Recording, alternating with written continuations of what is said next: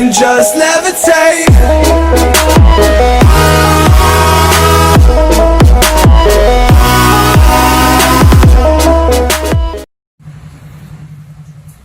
Okay, so guys, welcome sa ating YouTube channel. Ito na yung lesson 20 sa ating trigonometry. So probably one of the last para din sa ating Pythagorean identity. So ating, fundamental identities or sa trigonometric identities rather. Okay, so this is the half angle identities. So another identity naman yung pabibigay sa inyo na sir. So this is equivalent sa, sabi, yung cosine A over 2 is this equivalent sa positive negative square root ng 1 plus cosine A over 2. So again, positive negative nakadepende ulit yun sa quadrant. So kung si cosine A over 2 is nasa quadrant 2 or nasa quadrant 3, quadrant 4, ng quadrant 1, ikaw mag-decide ng positive negative niya. Then sin A over 2 is positive negative square root ng 1 minus cosine A over 2. So kung napansin nyo, para silang cosine, pinagkaiba lang yung sign or yung positive saka yung plus and minus sa loob. Then yung tangent A over 2 is just positive minus or plus minus square root ng 1 minus cosine A over 1 plus cosine A. So yun yung mga identity. So paano yung ginagawa dito? Pinaka-technique para gawin natin dito is just gawin natin, for example, may nakita ka tangent 22.5 degrees. Okay, so ang gagawin ko is yung tangent 22.5 degrees is ito yan.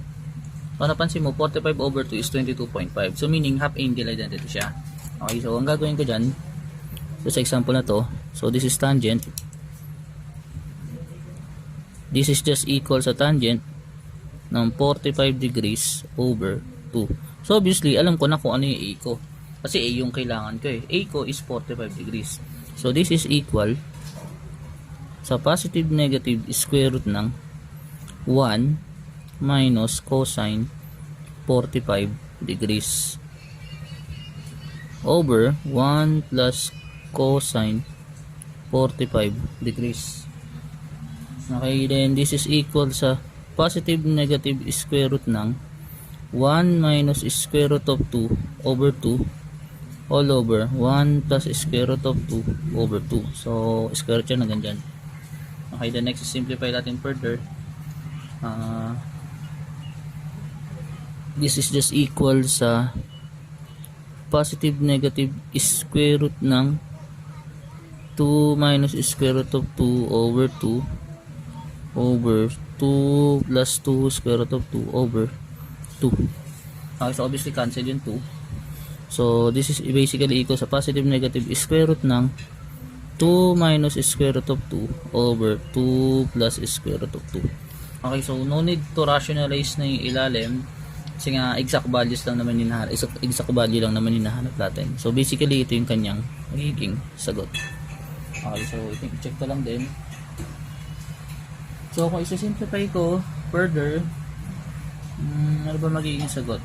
Check ko nga rin, try ko nga, i-simplify ko rin. Baka kasi may possible sagot pa eh. Kasi parang ano, medyo masyadong complicated yung sagot. Square root na, may square root pa sa loob. So try natin ganito. Simplify ko lang yung square root ng 2 minus square root of 2 over 2 plus square root of 2. Mag-apply ako ng conjugation sa loob. Anong conjugation sa loob? That is 2 minus square root of 2 over 2 minus square root of 2. Okay, so obviously this is equal sa 2 times 2, that is 4 minus 4 square root of 2 minus plus 2 ayun sa taas. So kasi dalawa yung mangyayari din sa ilalim, that is 4 minus 2 kasi nga 4 minus square root of 2 squared. Okay, so basically may 2 na matitira. So magiging sagot or simplify pa sa loob is 6 minus 4 square root of 2 over 2. No, tama, pwede pa ma-simplify. So rationalize nyo lang din. So this is equal sa square root of 6. So square root of 6 is 6 over 2, that is 3 minus 2 square root of 2. So ito yung pinaka-simplified na sagot. Okay, so ito yung kunin natin. So I think mas tama yan. So mas hindi siya complicated tingnan kumpara dito. Okay, so the next is mali ako na input kasi ito ang purpose ni double angle sa kanya half angle is mapunta natin yung mga common angle. So ang goal natin mapuntahan natin si 30 degrees si 60 degrees, saka si 45 degrees. Yun ang goal. Kaya nga nakita nyo, no, dun sa cosine 2a, sa mga double angle identity, so, ang purpose ko is, kunwari, cosine 120. Si cosine 120 is pwede kong gawing cosine 2 times 60. Naka-double angle identity siya. So, ngayon ito ay baliktad. Ang cosine 60 degrees, kung i-half angle ko siya, siya ay equivalent sa cosine 120 over 2. Tama. So, cosine 120 over 2, which is wala siya dito sa mga to. Ngayon na mangyayari, yung cosine 120, wala dito sa mga special angle natin. Kumbaga, magkakalikyo ko pa or what. Kasi nga, ang purpose nga, kaya 30, 60, 45 yung goal ni sir or target ni sir lagi na lumabas is para ma-memorize mo yung circular function is yung mga sine, cosine, tangent ng mga 30 degrees, 60 degrees, 45 degrees. Kasi yun yung common, to be honest. Okay, so, I think, hindi ko sasagutan yan kasi nga, ang dating kasi nito is ganito. So, cosine 60 degrees is equal sa cosine ng 120 degrees over 2, in which hindi siya pasok sa tatlo. Okay, unlike dito sa 22.5, pasok siya sa tatlo, which is 45 degrees, which madali natin alam natin basically kung ano yung value niya. Okay, so yun yung isa sa mga purpose ko talaga literal, pero hindi ko sinasabing bawal, pwede yan. Ang ano ko lang is for familiarization na itong mga to.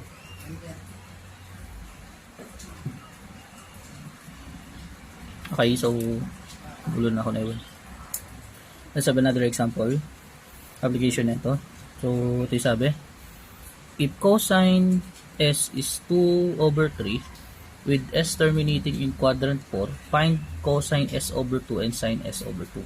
So, kung napansin nyo, meron tayong cosine S. Kung napansin nyo, pag sinolve natin si cosine S over 2 saka si cosine S over 2, kailangan lang ng cosine S saka cosine S. Okay, cosine A lang talaga nakalagay dyan. So, since alam na natin to, tas quadrant 4 siya, yung cosine doon is positive, yung sine doon is negative. Okay, so basically, yung cosine S over 2 is positive, yung sine S over 2 is negative. Okay, so solve natin. Si cosine S over 2 is equal sa, since positive to, so quadrant 4 siya, so ito ay positive lang. Positive is square root ng 1 plus cosine S over 2. So this is equal sa positive ng square root ng 1 plus 2 over 3 all over 2. Okay, then simplify natin further.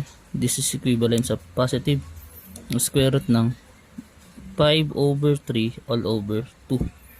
Okay, in which this is positive is square root ng 5 over 6, or simply positive square root of 30 over 6. So, ito yung value ng cosine 5. Cosine S over 2. 5 to 5. Okay, kasi nga, pag ni-rationalize natin. So, 6 times 6. Then, 6 times 5 is 30. So, square root ng 36 is 6. Ilalim. Okay, next is sine S over 2. Sine S over 2, sa quadrant 4, siya ay negative. So, negative square root ng 1 minus cosine S over 2. So, this is equal to negative square root ng 1 minus 2 over 3 over 2. Okay, in which yung sa taas is magiging equal negative or equals negative. So, this is 1 over 3 all over 2, or simply this is negative square root ng 1 over 6. Or, this is just equals a negative square root of 6 over 6. Okay, so yan naman yung value ng sine S. So, mas napadali tayo dyan. Hindi natin kailangan maghanap ng other value kasi nga, given na si cosine S, kumbaga pinadali na. Okay, so, yun yung mga possible way gagawin natin. So, try naman natin mag-prove using tong identities na to. Okay, so sa next example, proving naman yes, using it. Okay, so for number 3, so verify the following identities. So, since verification lang, no need to write proof. So, verify lang natin siya from left to right. So, for letter A, we have 2 over 1 plus cosine x minus tangent squared x over 2 is equal to 1. So, obviously, doon tayo sa left side mag-work. So, letter B, tangent x over 2 plus cotangent x over 2 over cotangent x over 2 minus tangent x over 2 is equal to secant x. Okay, so, yan yung mga goal natin. Okay, so, una tayo sa A.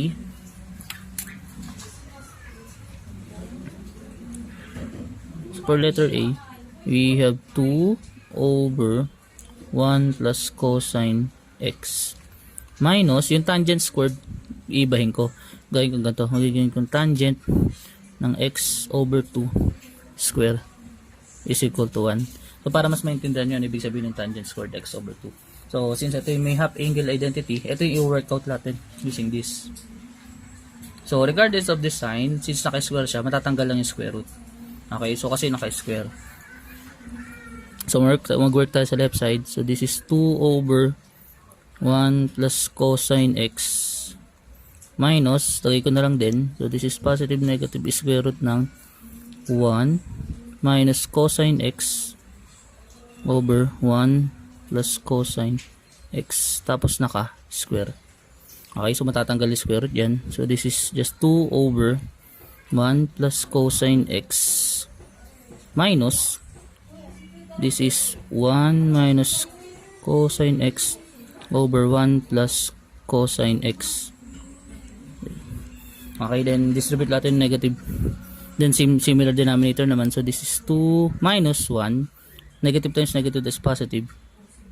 Cosine x all over 1 plus cosine x, which is equal sa 1. Sorry. Wala pa pala. Hindi ko pa nilalagay. Okay, then this is 1 plus cosine x over 1 plus cosine x. So, this is just equal sa 1 to, which is equal sa 1. Tama yun. Okay, kasi 2 minus 1 is 1 plus cosine x. Then, 1 plus cosine x over 1 plus cosine x is simply 1. So, nakuha ko si 1. Okay, next is for letter B. So, medyo kakaiba yung given. Kasi may cotangent. Wala akong binigay na half angle ng cotangent. Pero note lang natin bago ako mag-start sa B. Note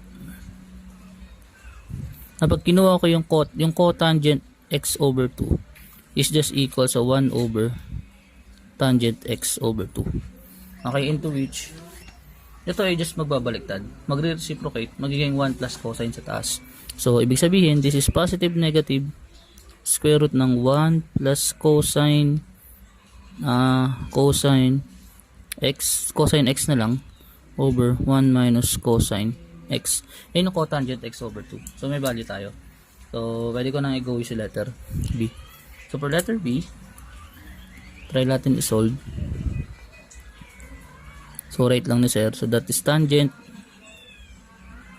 x over 2 plus cotangent x over 2 all over cotangent ng x over 2 minus tangent ng x over 2 equal daw to sa secant x. Okay, so may kasapansin medyo complicated pala pero kaya natin yan. Try ni sir. So I think dito ko i-move konti kasi medyo malaki siya. So tangent x square root of 2 is just yung positive na lang kukunin ko for convenience ng proving.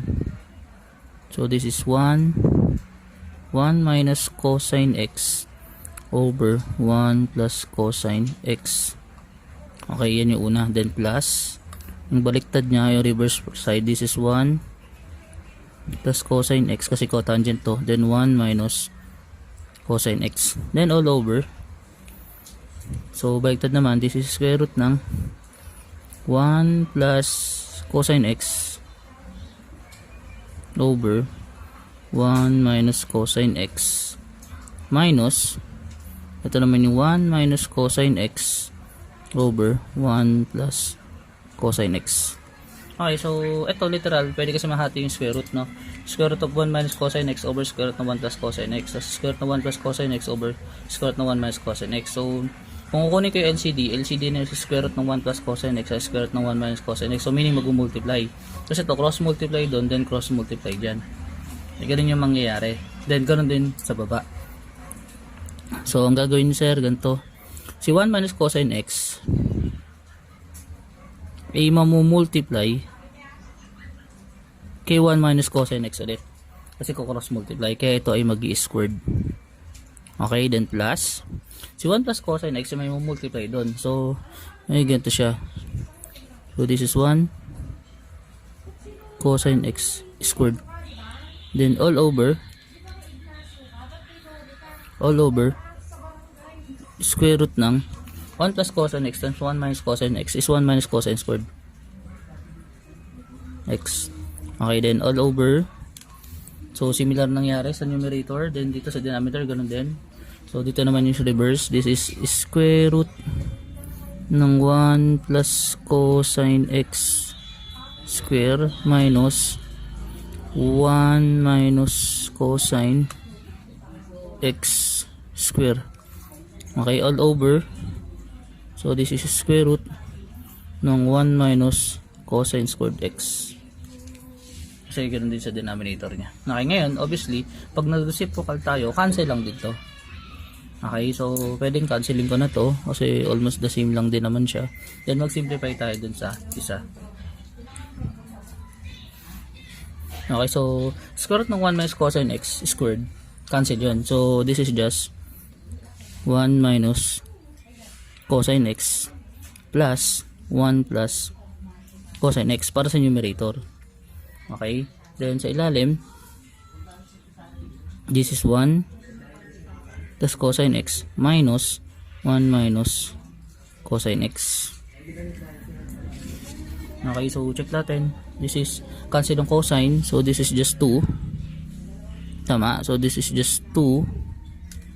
Then sa ilalim, cancel naman si 1. So dito sa ilalim is 2 cosecant. This is 2 cosine, I mean. Kasi 1 minus 1 cosine minus negative 1 plus cosine is 2 cosine x. Okay, so obviously this is just 1 over cosine x, or simply this is secant x. Okay, so nakuha ko yung goal ko, which is secant x. So ganito mag-prove naman sa trigonometric identities using half angle identities. So hoping na nakita mo kung paano ko siya ginagawa. Kung napansin mo, hinahanap ko lang kung saan ako pwede mag-substitute ng mga half angle saka double angle, lalo doon sa last lesson. Okay, so next is hoping na ulit na manood ka ng next video, which is sum and product identities. So ito na yung last identity natin. So may last na 8 pa kayong identities na dapat i-memorize dito sa subject na to. So thank you for watching.